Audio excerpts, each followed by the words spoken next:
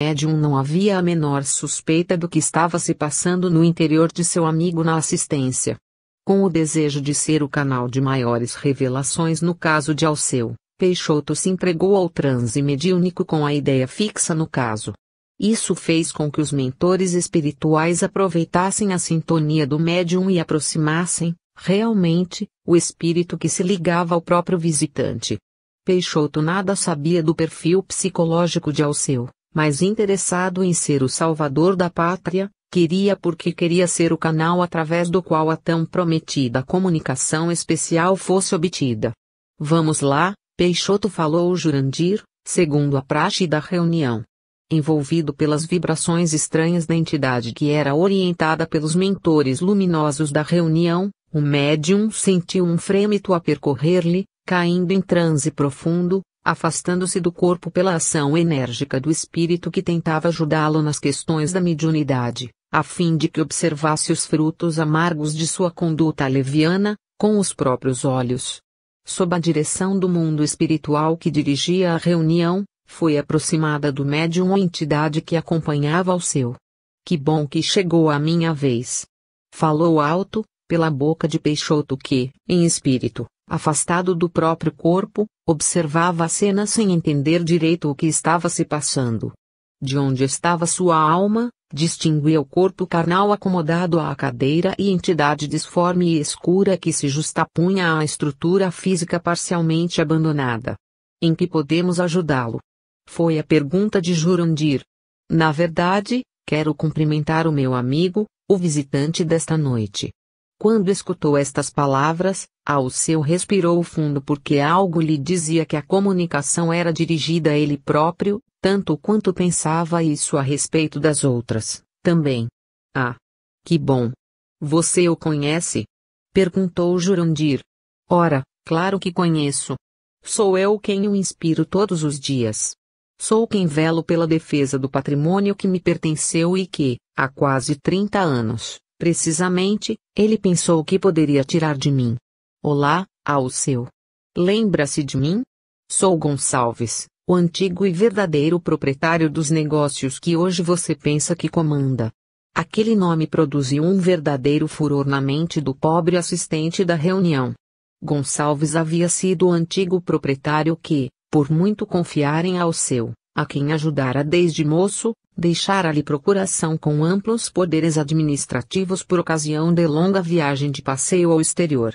Viagem de descanso sugerida pelo próprio protegido, que se manteria à frente dos negócios zelando de todos os detalhes para que ninguém notasse a ausência do efetivo dono. Aproveitando-se da confiança irrestrita que o velho lhe depositara e dos amplos poderes de que se vira investido, Alceu adotou medidas administrativas e legais que alteravam a organização dos negócios, modificando as estruturas diretivas da empresa, alegando estar cumprindo a vontade do proprietário, que se ausentara exatamente para que tudo fosse providenciado da forma menos difícil, já que pretendia, a partir de então, afastar-se dos maçantes compromissos negociais. Gonçalves fora, então, transferido para a inútil galeria de honra, assumindo um posto decorativo e distanciado de todo poder decisório. As modificações foram rápidas, contando Alceu com toda a influência do dinheiro para acelerar as tramitações indispensáveis, empossado na direção-geral do empreendimento. Decorridos os primeiros 3 meses do afastamento do antigo dono, homem casado, mas sem filhos, Alceu alterara bruscamente as rotinas da empresa, modificando o campo de atividades, diversificando investimentos, modificando o perfil dos empregados, favorecendo a aposentadoria dos mais velhos, aqueles que ainda se ligavam a Gonçalves pelos laços do afeto e da gratidão graças aos longos anos de serviço. Os relatórios que Alceu enviava a Gonçalves através dos meios disponíveis eram cada vez mais genéricos e evasivos. À distância, o velho, que de nada sabia, passou a perceber a existência de problemas procurando, então, antecipar o regresso ao Brasil. Quando chegou, no entanto, a tragédia já se havia consumado. Nada mais lhe garantia a liderança do grande empreendimento. Nas altercações que se seguiram entre ambos, as acusações e ameaças se fizeram cruéis. Gonçalves pretendia retomar na justiça o controle de seus bens e, para isso, usaria de toda sua influência sobre os conhecidos juízes que lhe frequentavam a roda social. Alceu, no entanto, bem calçado no aconselhamento de astutos advogados, não pretendia ceder nos passos dados. Acossado pelas pressões de todas as partes, aconselhado por seus representantes legais, tramou a morte do casal através dos serviços criminosos de alguns capangas que, desconhecendo quem os assalariava, receberiam significativo valor para eliminarem Gonçalves e a esposa em um suposto assalto seguido de sequestro, pondo fim a qualquer ameaça à liderança do jovem e arrojado sucessor. Tudo isso saltou à memória do ouvinte, que tudo fizera para se esquecer de tão tristes momentos em sua vida. A eliminação de Gonçalves lhe garantiu o sucesso pretendido, contando com o decorrer dos anos para que o tempo apagasse as lembranças. Mas agora, como que saindo do túmulo, lá estava o seu antigo patrão a falar-lhe pessoalmente. Vamos, responda. Parece que viu uma alma penada? Disse o espírito, dando sonora gargalhada. Observando-lhe o silêncio, continuou falando com desenvoltura. Pensava que nossos crimes ficam apagados pela passagem dos anos, não é? Pois aqui está o velho Gonçalves, meu amigo. Aquele que você mandou matar depois de ter roubado seus bens, valendo-se da longa viagem de descanso. Reunindo todas as forças que ainda lhe restavam, premido pelas acusações diretas que contra si mesmo eram lançadas, Alceu respondeu, titubeante: eu não sei quem você é. Não sei do que está falando. Como ousa me acusar de delitos graves como esses? Vendo o desequilíbrio a se acercar da mente de Alceu, Gonçalves deu curso aos seus argumentos. Não sou eu que o acuso. É você mesmo que sabe o que fez e que, por mais que negue os fatos com a boca, o suor frio de seu corpo o acusa sem que eu mesmo precise fazê-lo. Imaginava que a morte matava tudo, não é? Agora está vendo que não é assim, mesmo que diga que não acredita. O certo é que sou eu quem dirijo as coisas até hoje, lá na empresa. Você fez um belo trabalho na tentativa de me afastar dos negócios. No entanto, suas fraquezas me permitem comandar tudo. Aprecie o seu gosto por belas mulheres e observe o tempo que você dedica a aliciar essas moças para suas festas. Só lamento, é verdade, o tanto do meu dinheiro que você gasta com elas. No entanto, acho que esse é o salário que lhe pago para que eu continue no comando de meus interesses. Você continua a ser o meu empregadinho de sempre. Suas ideias são as que eu fomento, seus projetos são os que eu desejo e seu fracasso material será, por fim, a minha vingança. Por isso, estou tratando de transferir à sua pobre esposa boa parte de meus recursos, porque a outra metade, certamente servirá como túmulo para as suas últimas ilusões. E depois que você chegar do lado de cá, meu jovem, poderemos nos encarar de frente e, então, teremos toda a eternidade para nos entendermos. Alceu não suportou mais a conversa. Perdendo o controle, levantou-se irado e, aos gritos, passou a ofender a entidade, o médium, os presentes, criando um verdadeiro fluídico que, por pouco, produz um grave dano à estrutura vibratória do próprio Peixoto que, fora do corpo, recebia todos os choques magnéticos nascidos no desajustado Alceu. Os mentores espirituais, que a tudo observavam e já haviam se preparado para tal desfecho, reconduziram Peixoto ao corpo físico para que voltasse à consciência, enquanto que Alberto, Horácio e Plínio continham o alvoroçado Alceu, pronto para agredir fisicamente o próprio médium que, acordando do transe profundo, não guardava nenhuma lembrança do que se passara. Sem entender nada, notava que era o centro do furacão, o alvo da ira do amigo a quem queria prestar convenientes serviços mediúnicos, com os fins já revelados. Seu mentiroso, embusteiro, feiticeiro de quinta categoria. Maldita a hora em que aceitei seu convite para vir aqui neste trabalho especial que resolveria meus problemas, como você mesmo me prometeu. Alceu não cessava de agredir Peixoto, enquanto os fortes braços dos trabalhadores o continham, tentando reconduzi-lo ao equilíbrio. Seus bandidos, corja de enganadores, deixem-me sair daqui, Não fico aqui nem mais um minuto. Estão me prendendo? Sabem com quem estão se metendo? Tirem as mãos de cima de mim. Vou mostrar a vocês quem eu sou, realmente. Vou falar com gente importante e fechar este antro de mentiras e feitiçarias. Abram as portas e me deixem sair. Para evitar maiores problemas encerrando aquele distúrbio inoportuno, mas, ao mesmo tempo, extremamente educativo, Jurandir autorizou que levassem o visitante até a porta onde o assustado Alfredo estava postos, facilitando sua saída do ambiente. Toda a conveniência de Peixoto desaguara na inconveniente verdade que, por todos os lados, ferira a alma de Alceu fazendo imaginar que o que se produzira naquela noite fora destinado a desmascarar suas condutas ilícitas em todas as áreas de seu caráter tíbio. Ao mesmo tempo, Peixoto colhia a experiência dolorosa decorrente da leviandade mediúnica, imaginando que, se inicialmente poderia se valer do suposto amigo para resolver seus problemas financeiros, a partir daquele instante perdera todas as esperanças em conseguir sequer realizar-lhe um simples telefonema.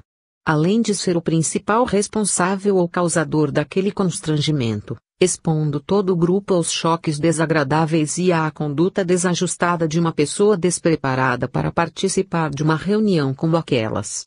Com a saída do perturbado indivíduo, todos voltaram aos seus assentos enquanto que Jurandir, envolvido pelos fluidos balsamizantes de Ribeiro, recolhia energias para colocar ordem nos pensamentos e sentimentos gerais, dando por encerrada a recepção de mensagens de entidades aflitas, aguardando a manifestação do mentor do grupo para a palavra final, muito esperada por todos.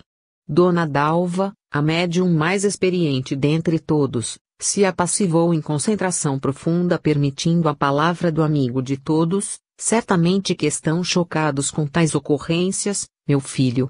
No entanto, isso não nos surpreende em nada, sobretudo quando temos alertado cada um de vocês sobre as condutas inconvenientes que misturam necessidades espirituais com interesses pessoais. Nossas disciplinas têm sua razão de ser, ao não permitirmos o acesso de pessoas despreparadas para assistir à reunião mediúnica, uma vez que elas não dispõem de entendimento para avaliar cada revelação ouvida. Certamente que Jurandir não pode ser culpado por tal circunstância. Submeteu-nos intuitivamente à autorização solicitada por Peixoto, momentos antes do início da reunião e, conhecendo a verdadeira intenção do querido irmão, permitimos que isso se desse. No entanto, desejávamos que aprendessem com esta triste experiência que não devemos facilitar o acesso de amigos que queiramos ajudar, de pessoas importantes para nosso afeto, de parentes e companheiros a quem queiramos agradar, num ambiente tão especial e delicado como o de um trabalho mediúnico como este. Não estamos em um balcão de negócios nem em uma passarela para exibições do mundo invisível. Sempre que os interesses rasteiros nortearam pensamentos e intenções de cada irmão, podemos informá-los que os resultados serão muito trágicos. Não me refiro apenas aos que se observaram aqui dentro. Falo de consequências muito severas para o dia a dia de cada um. Isso porque, com exceção desta última entidade comunicante que, diretamente, tinha vinculação com o infeliz visitante, cuja culpa íntima lateja há anos em sua consciência, os dois espíritos anteriores tinham ligação direta com vocês mesmos. Observem as advertências e saibam que, se espíritos tão inferiorizados no ódio e nos vícios conhecem suas condutas mais ocultas, imaginem nós que os amamos e estamos sempre procurando ajudá-los. Parem de se iludir imaginando que são médiums somente quando chegam aqui para os trabalhos semanais. Disciplinem suas condutas fora daqui pelos padrões da verdade e do bem, porque esta será a única forma de que não se sejam vitimados pelos próprios comparsas de aventuras, gozos e negociatas. A noite foi longa e, certamente, garantiu todos nós vasto material para meditações profundas e, esperamos sinceramente, que também para modificações profundas. Caso não se capacitem para os futuros trabalhos com as alterações esperadas, estejam certos de que circunstâncias fortuitas os afastarão desta casa sem que nós possamos fazer nada para impedi-los. Então, estejam preparados para viver entregues à própria sorte. Entenderam nossos alertas?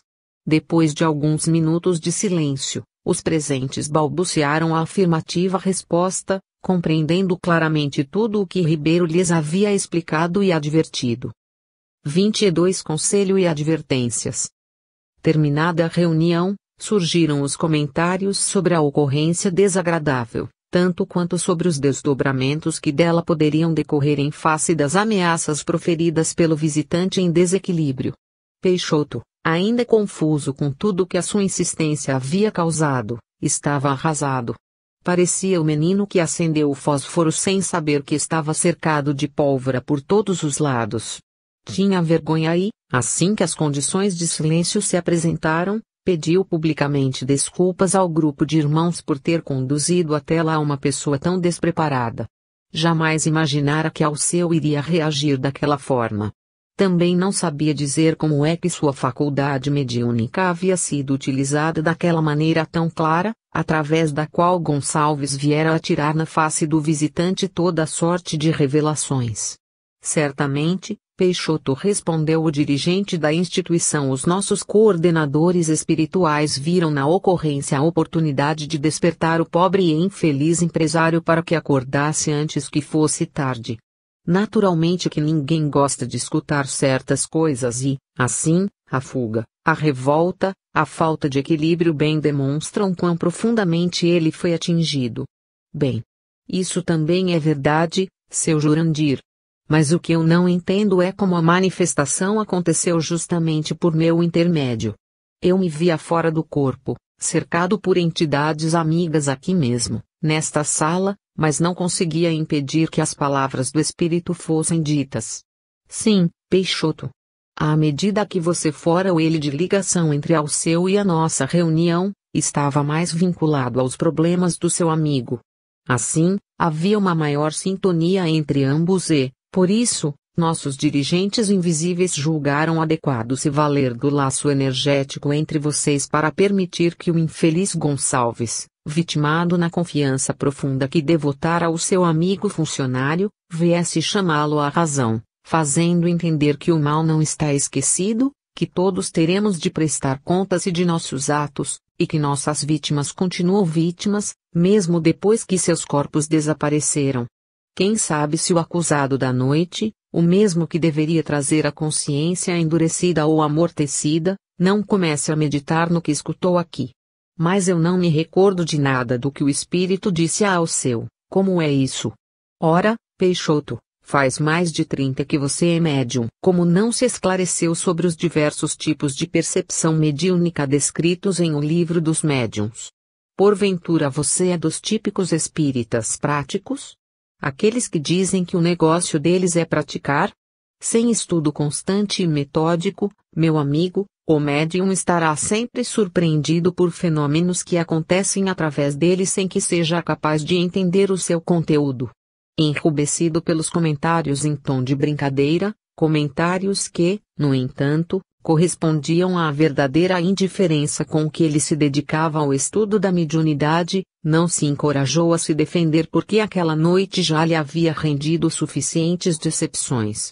Engoliu, então, o orgulho ferido e deu uma risadinha amarela, limitando-se a exclamar: é mesmo, né, seu Jurandir? A gente nunca perde por estudar. Encerram-se as despedidas e cada um levou consigo para o lar as experiências surpreendentes da noite. Peixoto, no entanto, assim que deixou o centro espírita, dava sinais de desespero íntimo. Acompanhado pelos espíritos que o estudavam, Jerônimo e Adelino, seguia pelas ruas no volante de seu veículo coordenando ideias que ainda não tinha tido tempo de organizar a contento. Recordara-se dos motivos que haviam embasados o seu desejo de ajudar Alceu, levando-o inadvertidamente à reunião espírita. Iniciara aquela aventura contando com o apoio financeiro de um amigo agradecido e saía da reunião carregado de prejuízos em maiores dificuldades. Alceu jamais se aproximaria novamente de Peixoto, e este não conseguiria mais qualquer benefício da amizade que julgava ter com o empresário. As acusações diretas, os xingamentos, O destempero emocional daquele homem aparentemente equilibrado, bem indicava que não haveria mais, entre os dois, ambiente para qualquer tipo de intimidade fraterna ou conversa equilibrada. À medida que o seu pensamento ia alinhavando estas ideias, tais considerações iam gerando mais contrariedades no sentimento de Peixoto. 30 anos de serviço neste centro, falava ele, crendo-se sozinho no carro, e os espíritos dirigentes me colocam numa situação dessas? Sabendo que estou desesperado, em problemas de difícil solução e que Alceu era a porta de saída, a taboa de salvação, como é que foram deixar que tudo isso acontecesse? E, o que é pior, justamente comigo. Poderiam ter usado a Dalva como médium, ou então a Lorena ou o Cássio. Lá estavam também a Cornélia e a Meire. Mas não. Resolveram usar este palhaço aqui para que o showzinho acontecesse.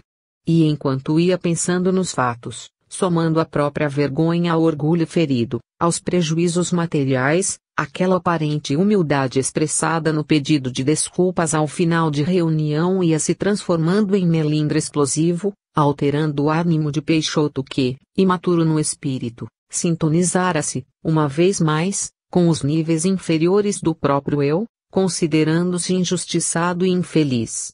Abria-se, nele, mais uma vez, a porta da insatisfação, sempre movimentada pela maçaneta do interesse pessoal. Acho que não custava nada aos espíritos que me conhecem e sabem há quanto tempo lhes sirvo com dedicação, que me facilitassem as coisas. Afinal de contas, estaríamos ajudando um sofredor.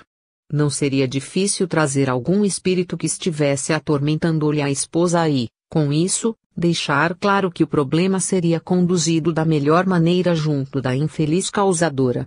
A mulher de Alceu não sofreria nenhum prejuízo e o marido se sentiria bem atendido, saindo do centro espírita com esperanças renovadas. Mas não. Parece que fizeram as coisas para estragar meus negócios. Além de não ajudarem em nada na solução do problema da separação, ainda fizeram o infeliz ter um surto de raiva, justamente contra mim.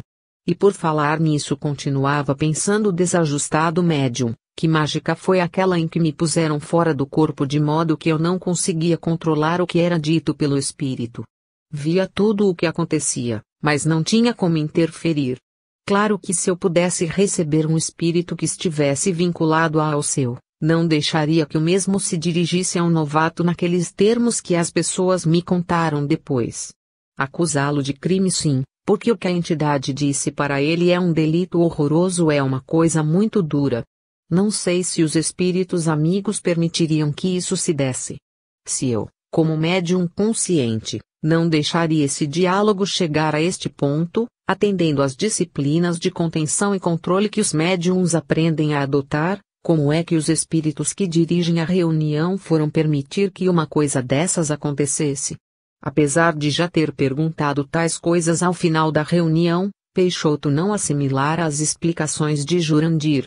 Preferia, agora, ao invés de considerar as necessidades espirituais de Alceu e os problemas pessoais que estava enfrentando, problemas estes que ele próprio, como amigo e médium, só conhecia na superfície, levar seus raciocínios em outra direção. Acho que está havendo algum tipo de interferência negativa na direção dos trabalhos espirituais. Se tudo isso aconteceu desse jeito, é por falta de proteção espiritual efetiva no ambiente. Só pode ser isso. Será que não estaremos sendo conduzidos por uma equipe espiritual de enganadores? Não seria mais lógico que a gente ponderasse essa hipótese, porque se os espíritos sabem que um indivíduo está tão desequilibrado, como é que permitem que ele permaneça em uma reunião dessa natureza?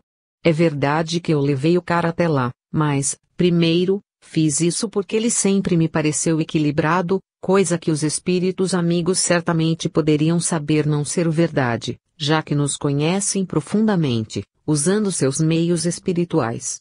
Mas, além disso tudo, eu pedi ao seu Jurandir que autorizasse ou não a permanência de Alceu na reunião. Ele nos fez esperar e voltou nos dizendo que havia obtido a autorização do mundo espiritual, continuava ele, em seu monólogo. Ora, se o mundo espiritual deixou, como é que não impediu que tudo acontecesse? Não estará havendo aí um sério indicativo de falha na segurança ou na vigilância dentro da própria casa espírita? E lá ia o raciocínio de Peixoto sendo envenenado pela companhia espiritual negativa que o manipulava fora do centro espírita, na avaliação de seus negócios, na construção de seus golpes financeiros, na edificação de suas estratégias. Tudo estava sendo alinhavado por tais espíritos para afastar o médium do trabalho e, depois, usá-lo para que se perdesse, através da própria invigilância e da ausência de um estudo aprofundado de suas reações e tendências, vícios e defeitos de caráter.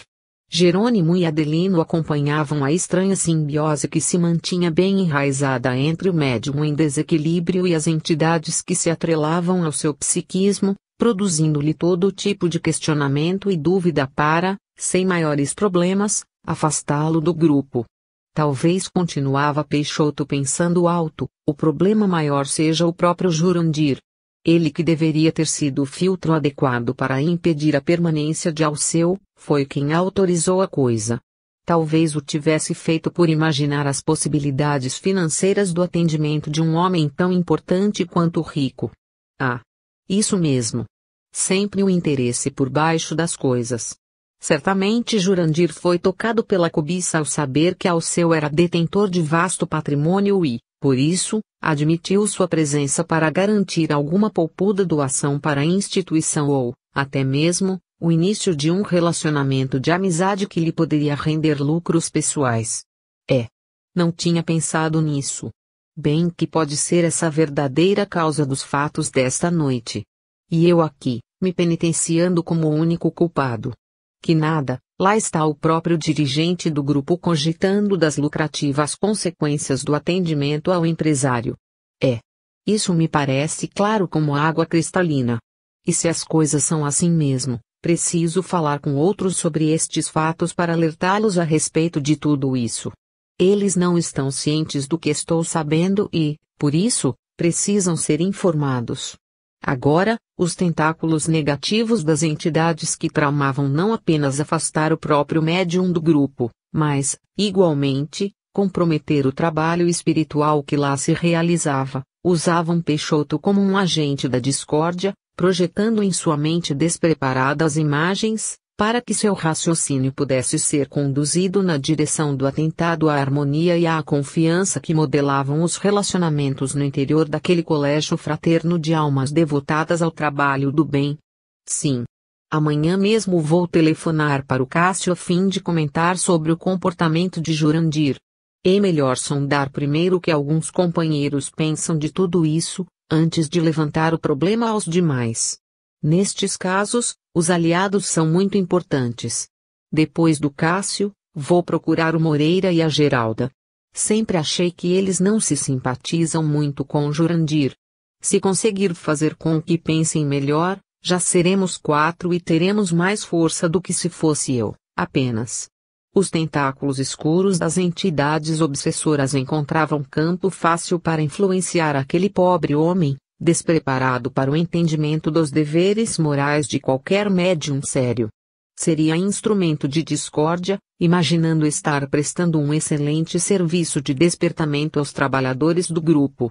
O objetivo principal das entidades perseguidoras era produzir um desentendimento interno através do qual gerassem um distúrbio de confiança no âmago da instituição, ferindo a atmosfera de paz e respeito, fraternidade e sinceridade que existia entre seus membros, única força capaz de solidificar a tarefa do bem no combate ao mal. Usando a ocorrência daquela noite como estopim que viria a detonar o explosivo arquivado na mente dos mais despreparados, os agentes da treva estavam seguros de que conseguiriam comprometer o trabalho que lá se realizava. E Peixoto seria o palito de fósforo a lançar a primeira fagulha. Adelino e Jurandir que acompanhavam, incógnitos aquele colóquio, se entreolharam espantados com a perspicácia e astúcia das entidades inferiores. Assim que Peixoto chegou em sua casa, já transformado de culpado em vítima das circunstâncias, deixaram-o invigilante na companhia da monstruosa entidade espiritual que a ele se acoplara na saída do centro espírita, regressando à instituição com as informações obtidas. Assim que chegaram ao local, vazio de encarnados, mas repleto de espíritos, perceberam que Bezerra de Menezes e Ribeiro dialogavam em uma área do salão de tarefas.